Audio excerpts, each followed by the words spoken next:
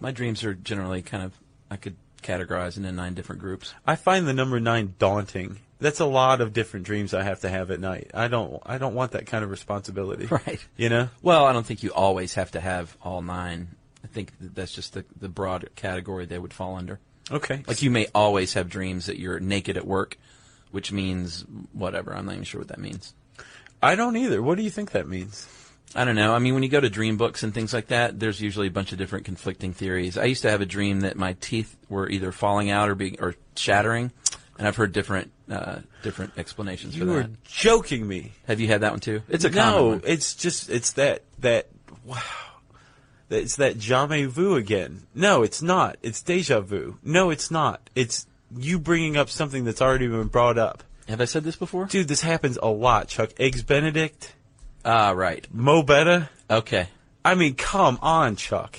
I'm sorry. I have no explanation for this. So I think if you are having a lucid dream where you're in control and you still show up to work naked, does that make you a sicko? Yes. Okay. For sure. Well, Chuck, lucid dreaming and the fact that it's even a concept that's being discussed right now, the only reason we schlubs are talking about it is because of a guy named Stephen LaBerge. Yeah, he's kind of the leading researcher for this. He's a Stanford guy, Stanford man. Yeah. Psychophysiologist. Yeah, which I Official imagine you get some schooling to get that title. Yeah, probably some dark days in that man's life with that kind of title. Yeah, and he got one from Stanford, which legitimizes him to a certain extent, in my opinion. Right. He calls himself a dream sailor. Which delegitimizes him Yeah. to a certain extent, in my opinion. I would call myself a psychophysiologist. Yeah, personally. no doubt. Yeah, he's the leading man in this category, and he runs workshops actually where he will teach you how to lucid dream.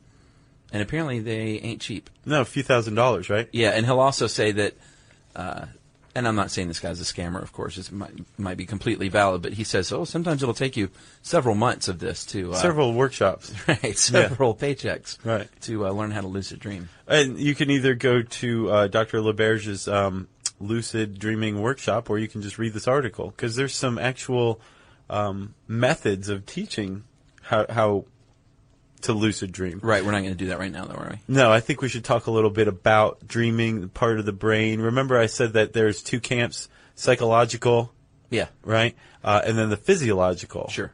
The physiological kind of came onto the scene in 1977, I believe, came on like gangbusters.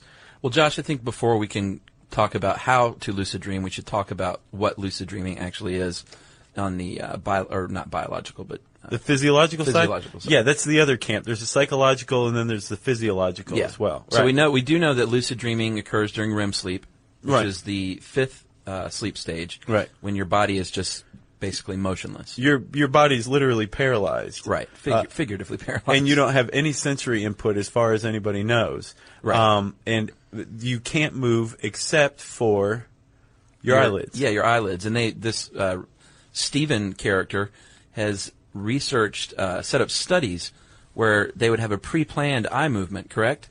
When Yeah. you feel yourself falling into a lucid dream, Right. that you would signal the researcher, hey, I'm having a lucid dream now. Right. So LaBerge and some of his crew hooked up some people who I guess reportedly had lucid dreams to an electroencephalogram and measured their brain activity, the electrical activity in their brains, and then prearranged a signal. Did you get the impression what the signal was? But like maybe No. it fluttered or something like that? I don't know, maybe a certain pattern of eye flutters or something, I don't know. Basically, it was somebody communicating from their dream state. Yeah, pretty creepy. They were saying, I'm having a lucid dream right now. That is super creepy and super cool. Yeah. But that's the only evidence that we have, the only physical evidence that we have that there is such thing as lucid dreams. Right, but it actually worked, right? It did. Josh, I've seen the blinds in your house, and I have to say they're magnifique. Well, thank you. I spent years figuring out exactly what was right for them. And do you know why it took me so long, Chuck? Why? Because I didn't use Blinds.com. That's right. If you don't know what you're doing, if you think it's boring, if you just don't have a designy cell in your body, go to Blinds.com because they're going to make it really easy for you. Yeah, all you do is send them pictures of your house, and they send back custom recommendations for you. And they'll even send you free samples. And every order gets free shipping. That's right. And I think you said you're going to get recommendations. Those recommendations are going to come from professionals, i.e. people that really know what they're doing. Plus, the best part is if you accidentally mismeasure or pick the wrong color, Blinds.com will remake your blinds for free. Yeah, there's really no excuse, people. Get going to Blinds.com now, because for a limited time, you can get up to 20% off. That's a really good discount there. Off everything at Blinds.com. All you got to use is our faithful little promo code STUFF. Yep, for 20% off everything. Blinds.com, promo code STUFF. Rules and restrictions apply. Work, and that's not really supposed to happen, Chuck. Like we're basically, our brain's supposed to be shut down, or at least the part of the brain that is capable of, sending a message from the dream world, Right. To the waking life world, where a bunch of people are standing around you in white lab coats, like watching your eyelids. Good point. Thanks. Very astute. Thanks.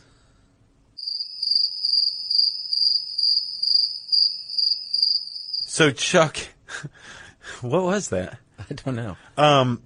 What's going on in the actual brain that could explain lucid dreaming? Because we should be basically slaves to our dream states. Well, there's a doctor at Berkeley, this Matthew Walker character. Ooh la la. Dr. Matthew Walker. He's a New York cardiologist. Is he really? No. Oh. He's the director of a sleep lab in California at Berkeley, and I think this theory kind of makes sense to me. The lateral prefrontal cortex is the part of the brain that deals with logic. Right. And what he thinks is during REM sleep, this part of the brain is supposed to be asleep, but he thinks it's possible that it actually wakes up.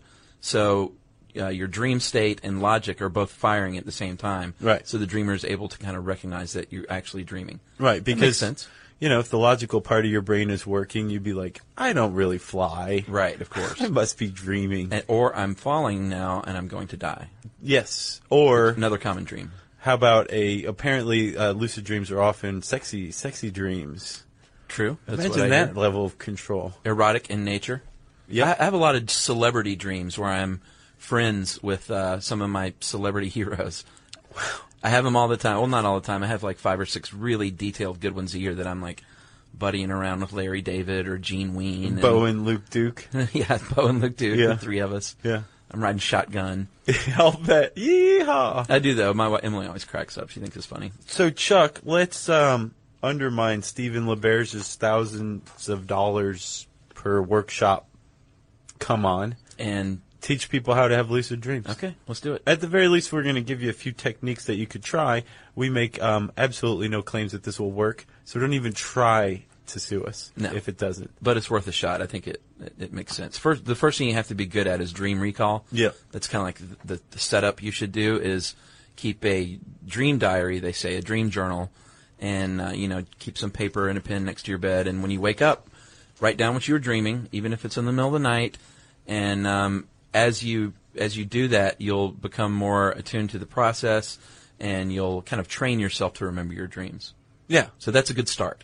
Yeah. And another good technique, I guess, is a mnemonic induction of lucid dreaming. You heard of this one? MILD, mild? Yeah. Yeah. Yeah. Lame.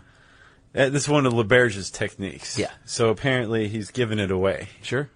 Basically what you do is when you wake up from a dream, you try to recall it. Mm-hmm. Important. And then as you're going back to sleep, this apparently would work best in the middle of the night. Right.